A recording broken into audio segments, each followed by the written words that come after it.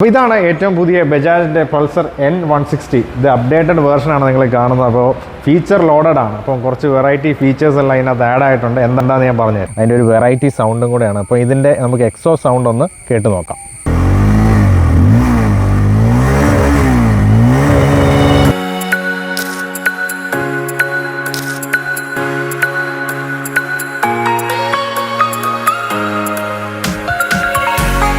ഇന്ന് നമ്മൾ കാണാൻ പോകുന്ന ബജാജിൻ്റെ N250 എന്ന് പറഞ്ഞ വെഹിക്കിളാണ്. അതിൻ്റെ ഫുൾ വിവരങ്ങളാണ് ഇന്നിപ്പോൾ കാണാൻ പോകുന്നത്. നേരെ വീഡിയോയിലേക്ക് പോകാം. അപ്പോൾ ഫ്രണ്ട് സൈഡിൽ നോക്കുകയാണെന്നുണ്ടെങ്കിൽ എൻ്റെ ഫ്രണ്ടിൽ ഒരു ഉൾഫ് കൈൻഡ് ഓഫ് ഡിസൈനാണ് വരുന്നത്.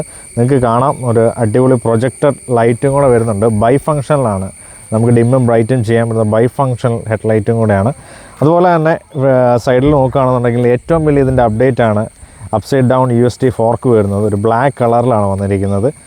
ബാക്കിയുള്ള പോർഷൻ നോക്കുകയാണെന്നുണ്ടെങ്കിൽ നമ്മുടെ ഇൻഡിക്കേറ്റർ വരുന്നത് അടിപൊളി ഒരു സ്റ്റൈലിഷ് മൈന്യൂട്ട് ടേൺ ബ്ലിങ്കേഴ്സാണ്.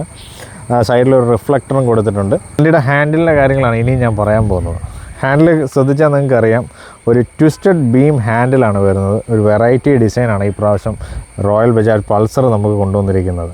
നമുക്ക് അത്യാവശ്യത്തിനായിട്ട് നമ്മുടെ മൊബൈലൊക്കെ ചാർജ് ചെയ്യാനായിട്ട് ഒരു അടിപൊളി USB പോർട്ട് വരുന്നുണ്ട്.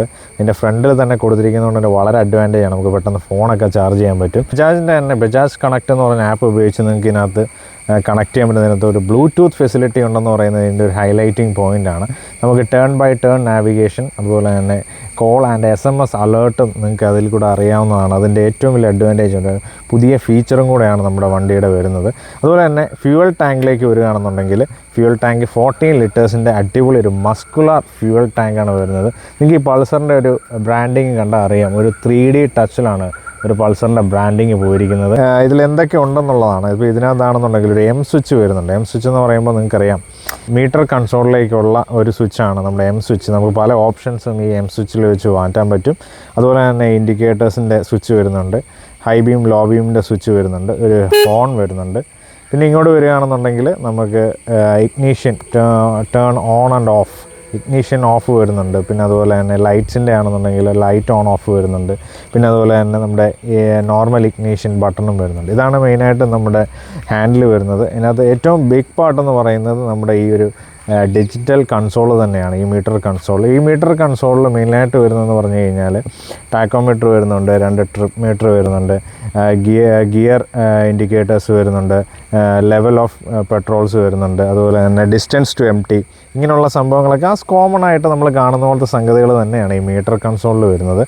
വണ്ടിക്ക് മെയിനായിട്ട് 3 മോഡാണ് വരുന്നത്: റോഡ്, റെയിൻ, ഓഫ് റോഡ്. ഇതിനെല്ലാം പ്രത്യേകതയുണ്ട്. റോഡിൽ വരുമ്പോൾ നിങ്ങൾക്ക് ഫുൾ പവറാണ് വണ്ടിക്ക് കിട്ടുക. ട്രെയിനിലേക്ക് വരികയാണെന്നുണ്ടെങ്കിൽ വീൽ നോട്ട് ലോക്കപ്പ്, ഒരിക്കലും വീൽ ലോക്കാവില്ല. ഓഫ് റോഡിലേക്ക് വരികയാണെന്നുണ്ടെങ്കിൽ ABS നിങ്ങൾക്ക് ഡിസ്എൻഗേജ് ആയിട്ടായിരിക്കും ഇരിക്കുക. ഇതാണ് അതിൻ്റെ 3 മെയിൻ മോഡ്സ് വരുന്നത്. വണ്ടിയുടെ സസ്പെൻഷനെ കുറിച്ച് എടുത്തു പറയേണ്ടതാണ്. 37 mm ഒരു അപ്സൈഡ് ഡൗൺ USD ഫോർക്ക് കൊണ്ടുവരുന്നുണ്ട്. അതുപോലെ തന്നെ സെൻറ്ററിലേക്ക് വരുവാണെന്നുണ്ടെങ്കിൽ മോണോ ഷോക്കാണ് വരുന്നത്. അത്യാവശ്യം സ്റ്റിഫായിട്ടുള്ള ഒരു മോണോ ഷോക്കാണ് വരുന്നത്. നമ്മുടെ വണ്ടിയുടെ സീറ്റിനെ കുറിച്ചാണ് അടുത്ത് പറയുന്നത്. സീറ്റ് എന്ന് പറയുന്നത് നമ്മുടെ റൈഡർ സീറ്റ് എന്ന് പറയുന്നത് അത്യാവശ്യം കുഴിഞ്ഞു വന്ന് നല്ലൊരു കംഫർട്ടബിൾ സീറ്റാണ്. പക്ഷേ ഒരു ലോങ് റൈഡൊക്കെ പോകുമ്പോൾ കുറച്ച് നമുക്ക് ബുദ്ധിമുട്ടാവാം. എന്നാൽ പോലും നമുക്ക് നല്ലൊരു ഡിസൈനാണ് നമ്മുടെ സീറ്റ് വരുന്നത്. അതുപോലെ തന്നെ പില്ലിയൻ സീറ്റാണെന്നുണ്ടെങ്കിൽ കുറച്ച് ഹൈറ്റ് ആയിട്ടുള്ള രീതിയിലാണ് പില്ലിയൻ സീറ്റ് വന്നേക്കുന്നത്. അത്യാവശ്യം കംഫർട്ടബിൾ ആയിട്ടൊക്കെ ഇരിക്കാൻ പറ്റുന്ന ഒരു മണിക്കൂർ 1.5 മണിക്കൂറൊക്കെ സ്മൂത്തായിട്ട് ഇരിക്കാൻ പറ്റുന്ന ഒരു സീറ്റിംഗ് ആണ് നമ്മുടെ പൾസർ N250 കൊടുത്തിരിക്കുന്നത്. ഒരു അത്യാവശ്യം കുറച്ചുകൂടെ വെയിറ്റ് ഉള്ള വണ്ടിയും കൂടെയാണ്. 164 കിലോയാണ് നമ്മുടെ ഈ ഒരു N250 വരുന്ന വെയിറ്റ് എന്ന് പറയുന്നത്. അതുകൊണ്ട് തന്നെ നമുക്കൊരു നല്ലൊരു സീറ്റിംഗ് ആയിട്ടുള്ള ഒരു കോൺഫിഡൻസും കൂടെ നമുക്ക് കിട്ടുന്നുണ്ട്. ഈ വണ്ടിയുടെ സീറ്റ് ഹൈറ്റ് ആണ് ഏറ്റവും വലിയ ഇമ്പോർട്ടൻറ്റ് സംഭവം എന്ന് പറയുന്നത്. 795 mm ആണ് ഈ വണ്ടിയുടെ സീറ്റ് ഹൈറ്റ് വരുന്നത്. ഗ്രൗണ്ട് ക്ലിയറൻസ് വരുന്നത് 165 mm ആണ് ഈ വണ്ടിയുടെ ഗ്രൗണ്ട് ക്ലിയറൻസ്. അതുപോലെ തന്നെ ഞാനൊന്ന് വണ്ടിയെ ഒന്ന് ഇരുന്ന് കാണിക്കാം എനിക്ക് എത്രത്തോളം എൻ്റെ കാലെത്തുന്നു എന്നുള്ളത്.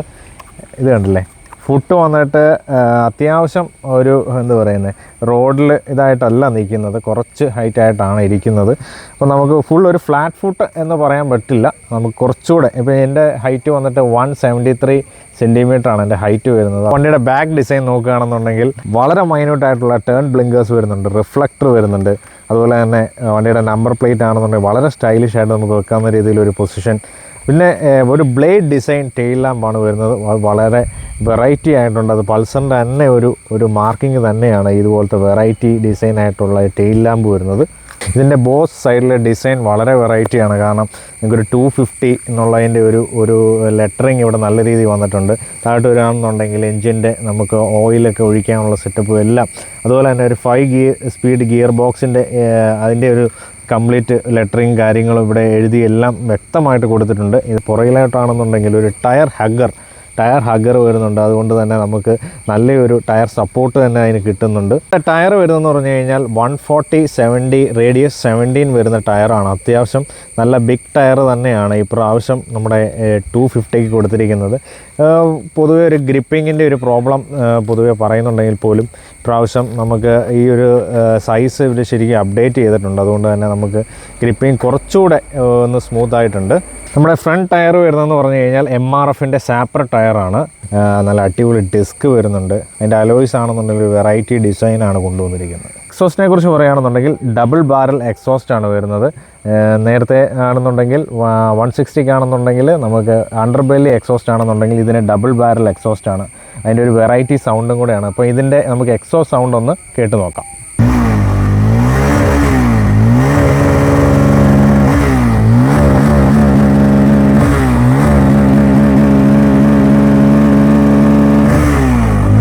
എൻജിൻ വരുന്നത് 2 valve single cylinder 4 stroke SOSC എഞ്ചിനാണ്. എന്ന് വെച്ചാൽ സിംഗിൾ ഓവർ ഹെഡ് ക്യാമാണ്. ഓയിൽ കൂൾഡ് FI എഞ്ചിനാണ് വരുന്നത്. വണ്ടിയുടെ പവർ വരുന്നത് 24.5 PS പവറും, അതുപോലെ തന്നെ വണ്ടിയുടെ ടോർക്ക് വരുന്നത് 25.5 Nm ടോർക്കുമാണ് വരുന്നത്. 5 സ്പീഡ് ഗിയർ ബോക്സ് ആണ്. ഇതിൻ്റെ ഇനീഷ്യൽ പിക്കപ്പ് തന്നെ നല്ലൊരു പിക്കപ്പാണ് വരുന്നത്. വണ്ടിയുടെ ഒരു ടോപ്പ് സ്പീഡ് എന്ന് പറഞ്ഞാൽ നമുക്കറിയാം ഒരു 130 മേളിലാണ്. പക്ഷേ എനിക്കത് അത്ര ഇവിടുത്തെ റോഡ്സിൽ നമുക്ക് അത്ര അച്ചീവ് ചെയ്യാൻ പറ്റത്തില്ല. ഉറപ്പായിട്ടും നമുക്കൊരു നല്ലൊരു ഓപ്പൺ റോഡ് വേണ്ടിയിട്ടുണ്ട്. ഞാൻ ഉറപ്പായിട്ടൊരു 115, 120 വരെ നമ്മൾ ട്രൈ ചെയ്ത് നോക്കി. ഒരിക്കലും നമുക്കത് കാണിക്കാൻ പറ്റില്ല. കാരണം ഇപ്പോഴത്തെ ഒരു നിയമപ്രകാരം നമുക്ക് വണ്ടിയുടെ ടോപ്പ് സ്പീഡ് കാണിക്കരുതെന്നുള്ളതാണ്. ഒരു 80-90 കംഫർട്ടബിൾ സ്പീഡിൽ പോകാൻ പറ്റുന്നൊരു വണ്ടിയാണ് നമ്മുടെ ബജാജ് പൾസർ N250 എന്ന് പറയുന്നത്. ഫ്രണ്ട് സസ്പെൻഷൻ ആണെന്നുണ്ടെങ്കിൽ അത്യാവശ്യം കുഴപ്പമില്ലാത്തൊരു സസ്പെൻഷനാണ്. ഫ്രണ്ട് സസ്പെൻഷൻ അത്യാവശ്യം ചെറിയൊരു എന്താ പറയുന്നത്, ചെറിയൊരു നമുക്കിത് സൗണ്ടൊക്കെ തോന്നാം. പക്ഷേ ഈ പറഞ്ഞ പോലെ ഉറപ്പായിട്ട് ഒരു ടോപ്പ് സ്പീഡിലൊക്കെ പോകുമ്പോൾ ആ ഒരു സ്പീഡിൽ പോകുമ്പോൾ നമുക്ക് ആ ഒരു ചെറിയ സൗണ്ട് നമുക്ക് ഫീൽ ചെയ്യുന്നുണ്ട്. അത് നമുക്ക് എല്ലാവർക്കും അറിയേണ്ടത് നമ്മുടെ N250യുടെ പ്രൈസ് എത്രയാണെന്നാണ്. അപ്പോൾ ഇതിൻ്റെ ഓൺ റോഡ് പ്രൈസ് കോട്ടയത്ത് വരുന്നത് ഏകദേശം 1,92,000 ആണ്. ഉറപ്പായിട്ടും നമ്മുടെ കാലങ്ങളനുസരിച്ച് അതിൻ്റെ റേറ്റ് വേരി ചെയ്യും. അപ്പോൾ അതിനെക്കുറിച്ച് കൂടുതലായിട്ട് നിങ്ങൾക്ക് അറിയണമെന്നുണ്ടെങ്കിൽ ഈ കാണുന്ന നമ്പറിൽ നിങ്ങൾക്ക് കോൺടാക്റ്റ് ചെയ്യാം. ഉറപ്പായിട്ടും വണ്ടി ടെസ്റ്റ് ഡ്രൈവ് ചെയ്യാനും അതുപോലെ തന്നെ വണ്ടിയുടെ ഫുൾ ഡീറ്റെയിൽസ് നിങ്ങൾക്ക് എല്ലാം കിട്ടുന്നതാണ്. പ്രൈസ് എത്രയാണെന്നും കളേഴ്സ് ഓപ്ഷൻസും എല്ലാം ഇതിനകത്ത് പറയുന്നുണ്ട്. അപ്പം വണ്ടി മെയിനായിട്ട് 3 കളർ ഓപ്ഷനിലാണ് വരുന്നത്. ബ്ലാക്ക്, വൈറ്റ്, റെഡ്, ഒരു കോംബോ കളറാണ്. അപ്പം ബ്ലാക്കിലൊക്കെ ആണെന്നുണ്ടെങ്കിൽ ഒരു റെഡ് ഡിസൈനൊക്കെ കയറി വരുന്നു.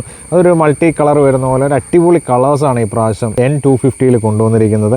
അതുപോലെ തന്നെ നമ്മുടെ 160 ആയിട്ട് കമ്പാരിസൺ നടത്തുകയാണെന്നുണ്ടെങ്കിൽ മൈലേജിൻ്റെ കാര്യത്തിൽ ഏകദേശം ഒരു 10 കിലോമീറ്ററിൻ്റെ വ്യത്യാസമാണ് ഈ രണ്ട് വണ്ടികളും തമ്മിലുള്ളത്. എപ്പോഴും നമുക്കറിയാം, നിങ്ങൾക്ക് ഒരു 250 വണ്ടിയാണ് നിങ്ങൾ എടുക്കാൻ ഉദ്ദേശിക്കുന്നത്, അല്ലെങ്കിൽ ഒരു 200 cc എബോവ് ഉള്ളൊരു വണ്ടിയാണ് എടുക്കാൻ ഉദ്ദേശിക്കുന്നതെങ്കിൽ ഉറപ്പായിട്ടും നിങ്ങൾക്ക് നല്ലൊരു ബൈ ആണ് ഇത് ബജാജ് പൾസർ 250 എന്ന് പറയുന്നത്. ആ സമയത്ത് നിങ്ങൾക്ക് അതല്ല, നല്ല വണ്ടിയുടെ ബജാജിൻ്റെ ഒരു ക്വാളിറ്റി, ആ ഒരു ബ്രാൻഡ് നെയിം മതി, നിങ്ങൾക്കൊരു സിറ്റി റൈഡാണ് ഉദ്ദേശിക്കുന്നത്, ഉറപ്പായിട്ട് നിങ്ങൾക്ക് 160 ഓപ്ഷൻ തിരഞ്ഞെടുക്കാൻ പറ്റുന്നതാണ്. അതിൻ്റെ ഒരു മേജർ ഡിഫറൻസ് എന്തൊക്കെയാണെന്ന് നോക്കാം. അതിൻ്റെ N160 വേണോ അല്ലെങ്കിൽ N250 വേണോ എന്ന് എല്ലാവർക്കും ഒരു കൺഫ്യൂഷൻ. അപ്പോൾ അതിനുള്ള ഉത്തരത്തിലേക്കാണ് ഞാൻ വരുന്നത്. ഉറപ്പായിട്ടും മേജർ ഡിഫറൻസസ് ഈ രണ്ട് വണ്ടി തമ്മിലുണ്ട്. അതിനകത്ത് ഏറ്റവും വലിയ ഡിഫറൻസ് എന്ന് പറയുന്നത് വണ്ടിയുടെ പവർ തന്നെയാണ്. 160ക്ക് ഏകദേശം പവർ വരുന്നതെന്ന് പറഞ്ഞു കഴിഞ്ഞാൽ 16 PS പവറും അതുപോലെ തന്നെ 14.65 Nm ടോർക്കുമാണ് വരുന്നത്. പിന്നെ വണ്ടിയുടെ കളേഴ്സും ബാക്കിയുള്ള ബിൽഡും ഒക്കെ സെയിം തന്നെയാണ്. സീറ്റ് ഹൈറ്റ് എല്ലാം സെയിം തന്നെയാണ് വരുന്നത്. 160യുടെ ഏറ്റവും വലിയ പ്രത്യേകത എന്ന് പറഞ്ഞു കഴിഞ്ഞാൽ ആ 160 സെഗ്മെൻറ്റിൽ ഡ്യുവൽ ചാനൽ ABS ഉള്ള ഒരേ ഒരു വണ്ടി ബജാജിൻ്റെ തന്നെ 160 മാത്രമാണെന്നുള്ളതാണ് ഏറ്റവും വലിയ അഡ്വാൻറ്റേജ്. ഈ സെഗ്മെൻറ്റിൽ ഒരു വണ്ടിക്ക് പോലും ഡ്യുവൽ ചാനൽ ABS വരുന്നില്ല എന്നുള്ളതിൻ്റെ സ്പെഷ്യാലിറ്റി തന്നെയാണ്. വണ്ടിയുടെ മൈലേജിൽ ഞാൻ നേരത്തെ പറഞ്ഞ ആ ഒരു ഡിഫറൻസും കാര്യങ്ങളും ഒക്കെ മൈലേജിലും വ്യത്യാസം വരുന്നുണ്ട്. ഏകദേശം ഒരു 10 കിലോമീറ്ററോളം വ്യത്യാസം ഇത് രണ്ട് വണ്ടികളും തമ്മിൽ വരുന്നുണ്ട്. വണ്ടിയുടെ വീൽ ബേസ് വരുന്നത് 1358 വണ്ടിയുടെ വീൽ ബേസ് വരുന്നത്. വണ്ടിയുടെ ഗ്രൗണ്ട് ക്ലിയറൻസ് വരുന്നത് സെയിം തന്നെയാണ്. ഗ്രൗണ്ട് ക്ലിയറൻസ് വരുന്നത് 165 mm ആണ് ഗ്രൗണ്ട് ക്ലിയറൻസ് വരുന്നത്. 14 ലിറ്റർ ടാങ്ക് തന്നെയാണ് 160ക്കും വരുന്നത്. പക്ഷേ വെയ്റ്റിൻ്റെ കാര്യത്തിൽ ചെറിയ ഡിഫറൻസ് ഉണ്ട്. 152 കിലോ മാത്രമാണ് നമ്മുടെ 160യുടെ വരുന്നത്. അതുകൊണ്ട് തന്നെ വണ്ടിക്ക് കുറച്ചുകൂടെ മൈലേജിൻ്റെ കാര്യത്തിൽ ഒരു അപ്പർ ഹാൻഡ് വരുന്നുണ്ടെന്നുള്ളതാണ് ശരിക്കും ഞാൻ പറയുന്നത്. നേരത്തെ പറഞ്ഞ പോലെ തന്നെ നിങ്ങളൊരു 160 അല്ലെങ്കിൽ ബജാജ് വണ്ടി ഓൺ ചെയ്യാൻ ആഗ്രഹിക്കുന്നുണ്ടെങ്കിൽ നിങ്ങൾ ഉറപ്പായിട്ടും 160 നല്ലൊരു ബൈ തന്നെയാണ് എന്നാണ് ഞാൻ പറയുക. ടോപ്പ് സ്പീഡ് വരുന്നത് 120 km/h. അതേസമയത്ത് 250യുടെ ടോപ്പ് സ്പീഡ് വരുന്നത് ഏകദേശം 130+ ആണ് സ്പീഡ് വരുന്നത്. അതുകൊണ്ട് മേജർ ഡിഫറൻസ് എന്ന് പറയുന്നത് ചെറിയൊരു 10 km/h ഒരു വ്യത്യാസം മാത്രമേ ആ വണ്ടിക്ക് വരുന്നുള്ളൂ എന്നുള്ളതാണ് ഏറ്റവും വലിയ 160 വണ്ടിയുടെ അഡ്വാൻറ്റേജ് വരിക. വണ്ടിയുടെ പ്രൈസിനെ കുറിച്ചാണ് ഞാൻ പറയുന്നത്. ഏകദേശം 30,000 വ്യത്യാസമാണ് ഈ രണ്ട് വണ്ടികളും തമ്മിൽ വരുന്നത്. 250ക്ക് സ്വാഭാവികമായിട്ടും അതിന് റേറ്റ് കൂടുതലാണ്. ഏകദേശം നമ്മുടെ കോട്ടയത്ത് വണ്ടിയുടെ റേറ്റ് വരുന്നതെന്ന് പറഞ്ഞു കഴിഞ്ഞാൽ ഓൺ റോഡ് പ്രൈസ് 160യുടെ ഓൺ റോഡ് പ്രൈസ് വരുന്നത് 1,69,500 rupees നമ്മുടെ new updated version 160 new updated version വരുന്നത്. അതും ഡ്യുവൽ ചാനൽ ABS എല്ലാം വരുന്ന വേർഷൻ്റെ കാര്യമാണ് ഞാൻ നിങ്ങളോട് പറയുന്നത്. അതുകൊണ്ട് തന്നെ നല്ലൊരു ബൈ ആണ് നമ്മുടെ 160 എന്ന് പറയുന്നത്. 250 ഒരിക്കലും ചെറുതാണെന്നല്ല ഞാൻ പറയുന്നത്. അപ്പോൾ നിങ്ങൾ തന്നെ തീരുമാനിക്കുക 160 വേണോ 250 വേണോ. അപ്പോൾ ഞാൻ ഇതിൻ്റെ കറക്റ്റ് കാര്യങ്ങൾ നിങ്ങളിലേക്ക് എത്തിച്ച് തന്നിട്ടുണ്ട്. അപ്പോൾ നിങ്ങൾ ഡിസൈഡ് ചെയ്യുക. അപ്പോൾ നിങ്ങൾ കമൻറ്റ് ചെയ്യുക ഏത് വണ്ടിയാണ് നിങ്ങൾക്ക് കൂടുതൽ ഇഷ്ടം, 160 ആണോ 250 ആണോ. അതിൻ്റെ കറക്റ്റ് കാര്യങ്ങളും ഞാനെല്ലാം നിങ്ങൾക്ക് എത്തിച്ചിട്ടുണ്ട്. നമ്മുടെ ബജാജിൻ്റെ N250യുടെ ഫുൾ ഡിസ്ക്രിപ്റ്റീവ് വീഡിയോ ആണ് നിങ്ങൾ കണ്ടത്. അതുപോലെ തന്നെ N160 എടുക്കാൻ ആഗ്രഹിക്കുന്നവർക്ക് ഈ വീഡിയോ കണ്ടാൽ ഒരു കൺഫ്യൂഷൻ ഇല്ലാതെ എല്ലാ ഡൗട്ടും ക്ലിയർ ചെയ്തുകൊണ്ട് തന്നെ നമുക്ക് വണ്ടി എടുക്കാൻ പറ്റുന്നതാണ്. വണ്ടിയുടെ പോരായ്മകളും എല്ലാം നിങ്ങൾക്ക് മനസ്സിലായി കാണുമെന്ന് വിശ്വസിക്കുന്നു. പുതിയൊരു വീഡിയോ ആയിട്ട് കാണാം. അതുവരേക്കും ബൈ ബൈ.